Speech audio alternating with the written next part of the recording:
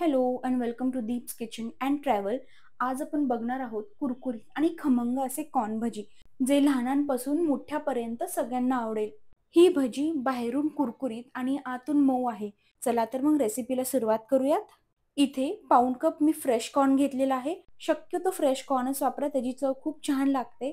आणि हे corn मिक्सरवरती pulse करून आपल्याला बारीक करून घ्यायचे आहेत. कॉर्न आबडधोबड वाटून झाले की एक मध्यम आकाराचा बारीक कांदा घ्यायचा आणि तो असा उभा चिरून घ्यायचा आणि आता त्यात घालायचं आपण पल्स केलेले कॉर्न. कॉर्न पल्स करूनच वाटून घ्या मिक्सरवरती. खूप बारीक केलं तर त्याचं टेक्स्चर बिघडेल आणि त्याची चव फार छान लागणार नाही.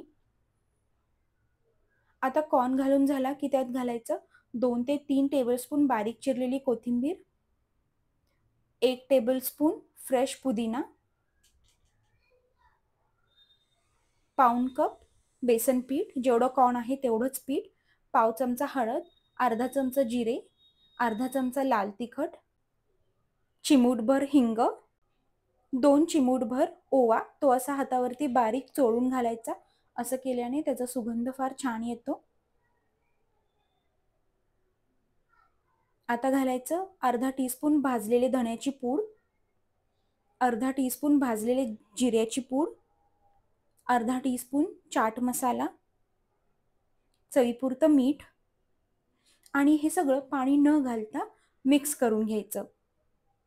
अरे हो, आणि 2 चिमटभर खायचा सोडा.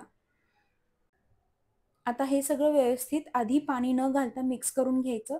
गरज लागली तरच 1 ते 2 चमचे पाणी घालायचं. पीठ थोडंसं घट्ट वाटत होतं, त्याच्यामुळे मी इथे अगदी 1 चमचाभर पाणी घातलेलं आहे. सर्व व्यवस्थित मिक्स करून घेऊयात. भज्याचं पीठ तयार करत असतानाच कढईमध्ये तेल गरम करायला ठेवायचं.